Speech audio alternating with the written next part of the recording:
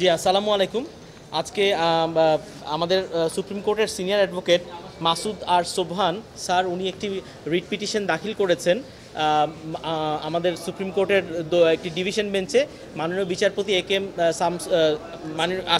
M Asaduzzaman এবং মাননীয় বিচারপতি মাহবুবুল ইসলামের বেঞ্চে এই রিটটির শুনানি হয়েছে। শুনানি আনতে মাননীয় বিচারপতি রুল ইস্যু করেছেন এবং একটি অন্তর্বর্তীকালীন আদেশও দিয়েছেন।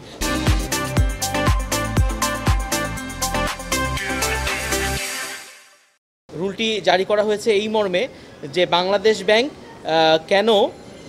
ব্যাংক বেক্সিমকো গ্রুপের এবং সালমান এফ রহমানের যেই সকল কোম্পানিতে শেয়ার আছে সেই সব কোম্পানির লোন সংক্রান্ত তথ্য কেন প্রদান করবেন না, এবং একই সাথে বেক্সিমকো গ্রুপের এই প্রপার্টি ম্যানেজ করার জন্য আপনার রিসিভার অ্যাপয়েন্টমেন্ট করা হয়েছে এবং এই প্রপার্টিটাকে অ্যাটাচ করা হয়েছে, এবং একই সাথে বাংলাদেশ ব্যাংকে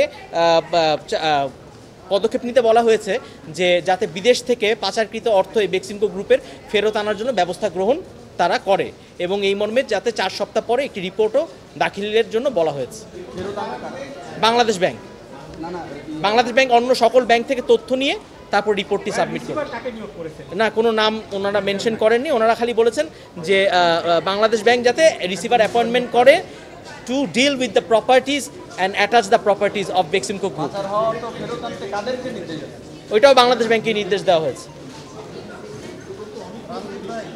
সকল এখানে বলা হয়েছে, আমি একটু পড়ে শোনাই যে to manage the companies of Beximco group of companies, তার মানে বেক্সিমকো গ্রুপের যতগুলো কোম্পানি আছে সবগুলোই কাভার করছে।